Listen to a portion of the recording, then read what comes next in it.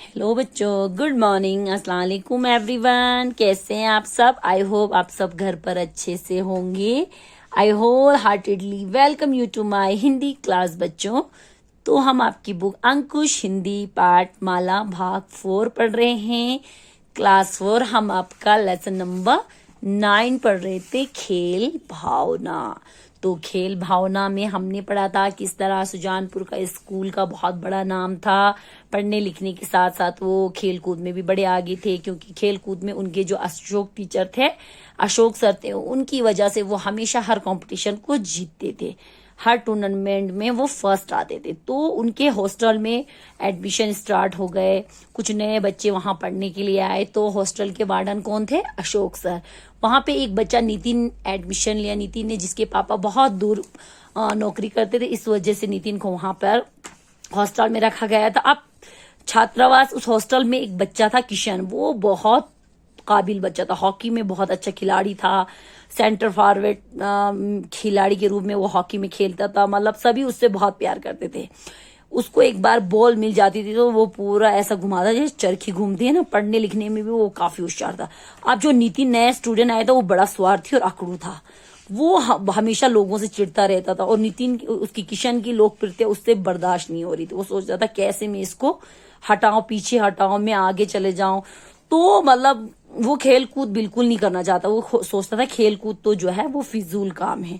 तो अशोक सर ने एक बार नोटिस किया कि ये बच्चा जो है हमेशा अकेला रहता है। तो अशोक सर उसके पास जाते और उसे खेलने के लिए बुलाते। तो इसी तरह करते करते वो हॉकी खेलने लगा। किस तरह, मतलब उसने पहले गोलकीपर खेला, उसके बाद वो फील्ड में आया, फिर उसने सेंटर फॉरवर्ड खेलना शुरू किया। फिर इस तरह करके उसने सारी, मतलब जब वो ग्राउंड में खेलने गया तो उसने गेंद जो है किसी को पास नहीं किया, खुद ही जो है अकेला उसमें खेलने लगा। फिर बच्चों को पता चला, उसके टीम के खिलाड़ियों ने भी उससे गेंद छीन ली, उसको जो है गेंद पास नहीं की। इसी तरह वो एक बार बीमार पड़ गया। किस तरह उसको जो है उसके हॉकी के खिलाड़ियों ने, सारों ने हेल्प की एक एक करके। उसके रूम में वो सब बैठे। तो हमने यहां तक पढ़ा था, अब हम आगे बढ़ेंगे। 3 दिन तक बुखार में पड़े पड़े उसने देखा बारी बारी 2-2 लड़के हर समय उसके कमरे में रहते थे। उसे दवाई देने से लेकर सभी कार्यों में उन लोगों ने पूरी मदद की। शुरू में उसे संकोच हुआ। संकोच मीन्स क्या हुआ बच्चों? संकोच मीन्स क्या होता है? हिचकिचाहट। उसको मतलब थोड़ा अजीब लगा, पर बाद में वह उनकी मदद लेने लगा। इन 3 दिनों में उसकी सभी खिलाड़ियों से पक्की दोस्ती हो गई थी। बुखार ठीक हुआ तो नितिन का मानो नया जन्म ही हो गया। नितिन की पुरानी आदतें अचानक दूर हो गई थी। वह अकेला रहने के बजाय दूसरों के साथ ज्यादा रहता। किसी के प्रति अब उसके मन में नफरत ना थी, बल्कि वह उन जैसा बनना चाहता था, अच्छा खिलाड़ी और लोकप्रिय छात्र। जब वह पूरी तरह स्वस्थ हो गया, तब उसने हॉकी खेलना शुरू कर दिया। अब यदि उसके हाथ गेंद लग जाती तो वह दूसरों को पास देता, दूसरे भी उसे पास देते। वह समझ गया था कि हर खेल में कोई अकेला खिलाड़ी कुछ नहीं कर सकता, पूरी टीम मिलजुल कर खेलने से ही जीतती है। स्कूल के वार्षिक उत्सव में बड़ी अच्छी घटना हुई। स्कूल की 2 टीमें बन गई थी। दोनों के बीच हॉकी का मैच रखा गया। अशोक सर पुरानी छात्रों की टीम के कैप्टन बने थे, जबकि किशन नए छात्रों की टीम का कप्तान था, जिसमें नितिन था। इस मैच में अशोक सर की टीम हार गई, नितिन की टीम जीत गई थी। पर वह अशोक सर की प्रतिक्रिया जानना चाहता था। उसने सर से कहा, सॉरी सर। अशोक सर हंसकर बोले, किस लिए सॉरी? देखो नितिन, खेल में हार जीत का कोई महत्व नहीं होता, बल्कि खेल में भाग लेना महत्वपूर्ण होता है। हर खेल को खेल भावना से खेलना चाहिए, केवल जीतने या हारने के लिए नहीं। नितिन को जैसे जीवन की नई दिशा मिल गई थी, वह सोच रहा था कि खेल भावना को केवल खेल ही तक क्यों सीमित रखा जाए।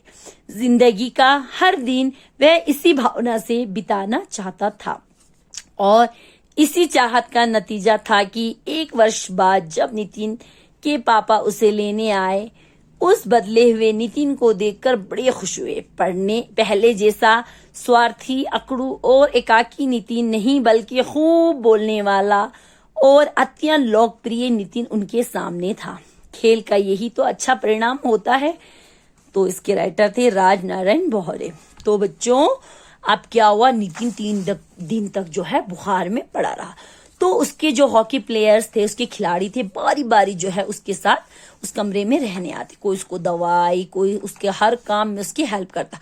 पहले पहले नितिन को थोड़ा सा अजीब सा संकोच होता, हिचकिचाहट होती थी उसको उनसे हेल्प लेने में, लेकिन बाद में वो उनसे मदद लेने लगा। अब इन 3 दिनों में उसकी सारे खिलाड़ियों से बड़ी पक्की दोस्ती हो गई।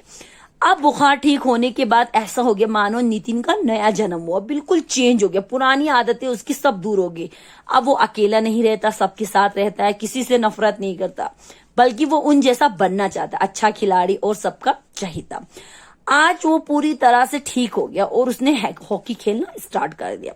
अब अगर उसके पास बॉल आती, पहले वो बॉल किसी को पास नहीं, लेकिन अब वो उसके पास बॉल आती तो वो दूसरों को बॉल देता था। उसकी समझ में ये बात आ गई थी कि कोई भी अकेला खिलाड़ी जो है कुछ नहीं कर सकता, पूरी टीम जो है मिलजुल कर खेलने से ही जीतती है।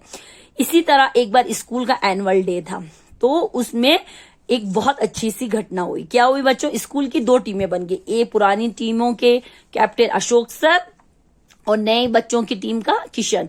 उस टीम में किशन के साथ नितिन भी था। अब अशोक सर की टीम हार गई, नितिन लोगों की टीम जीत गई। अब नितिन की टीम जीत गई तो उसने अशोक सर से पूछना चाहा कि ऐसा क्यों, आप क्यों हार गए। तो नितिन ने अशोक सर से माफी मांगी, सॉरी कहा। तो अशोक सर हंसकर बोले, किस लिए सॉरी बोल रहे हो नितिन। नितिन को अशोक सर ने समझाया कि हार और जीत का कोई इम्पोर्टेंट नहीं है, केवल अगर हमने खेल में, स्पोर्ट्स में भाग लेना ही जो है सबसे इम्पोर्टेंट बात है। हर खिलाड़ी को खेल जो है खेल की भावना से खेलना चाहिए, ना कि जीतने या हारने के लिए। हमेशा जो है हम भी कोई कंपटीशन करते तो ये मत सोचो कि भाई ये लोग जीतेंगे, हम हारेंगे, ये जीतेंगे या हम जीतेंगे या नहीं। कभी भी इस फीलिंग से जो है कोई खेल नहीं खेलो। ऐसे आप लोगों ने खेल में पार्टिसिपेट किया, यही बहुत बड़ी बात है। हार जीत तो लगी रहती है, आज आप जीते कल मैं जीतूंगी, परसों आप हारे तो नरसों मैं हारूंगी। इस तरह धंधा जो है, हार जीत जो है लगा धंधा है। कभी भी हार और जीत से अपने हौसले को जो है उसको कमजोर मत करो, हौसले को और बुलंद करो। इस बार हार गए तो अगली बार हम जीतेंगे, ठीक है। तो बच्चों नितिन को जैसे एक नया रास्ता मिल गया, नई दिशा मिल गई। वो सोच रहा था कि खेल की जो भावना है, हम खेल में कैसे करते हैं, हम सब दोस्त बनते हैं, एक साथ जो है खेल को जीतना चाहते, एक साथ मिलकर करते हर काम। तो ऐसा अपनी जिंदगी में हम लोग क्यों नहीं करते। तो अब क्या हुआ, इसका नतीजा क्या हुआ कि 1 साल के बाद जब नितिन के पापा नितिन को लेने आए तो उसको देखकर वो बड़े खुश हो गए। अब नितिन वो पहले वाला स्वार्थी, अपने बारे में सोचने वाला, अकड़ू यानी कि घमंडी, एकाकी यानी कि अकेला रहने वाला नितिन नहीं, अब तो वो खूब बोलने वाला और सबका चहीता नितिन बन गया था। और खेल का यही तो अच्छा परिणाम है कि मतलब बच्चे जो है खेल में आगे जाने से जो है उनका दिमाग जो है चेंज हो जाता है, बिल्कुल अलग हो जाता है। और वो जो है जिस तरह वो खेल में एक साथ रहते हैं, सबके साथ बातचीत, हंसी मजाक, खेल को जीतना, खेल को हारना, मतलब ये लगा धंधा है। तो उसी तरह जो है खेल ने जो है नितिन को बिल्कुल चेंज कर दिया। खेलते रहने से वो लोग आपस में फ्रेंड बने, दोस्ती हुई, प्यार बढ़ा आपस में दोस्तों के बीच में। इस तरह वो जो है सबके साथ घुल मिलने लगा, ठीक है बच्चों। तो यहाँ पे कुछ मौखिक प्रश्न है, ये आपको समझा देते हैं। पहला, नितिन सेंटर फॉरवर्ड खिलाड़ी के रूप में क्यों खेलना चाहता था। क्योंकि जो सेंटर में रहता है सबका ध्यान उसके ऊपर रहता है। किसे तेज बुखार हो गया, उसकी सेवा किसने की। देखो नितिन को तेज फीवर हो गया था, उसकी सेवा जो है उसके हॉकी के खिलाड़ियों ने की थी, जो उसके साथ हॉकी खेलते थे। हॉकी खेलना सीखते समय नितिन के अंदर किस भावना का विकास हुआ। हॉकी खेलते समय नितिन के अंदर जो है मतलब बहुत अच्छी भावना उसके अंदर पैदा होगी। वो मतलब सबके साथ हंसने बोलने लगा, खेलने लगा। उसको समझ में ये आया कि खेल जो है अकेले खेला नहीं जाता, सबके साथ मिलके खेला जाता है।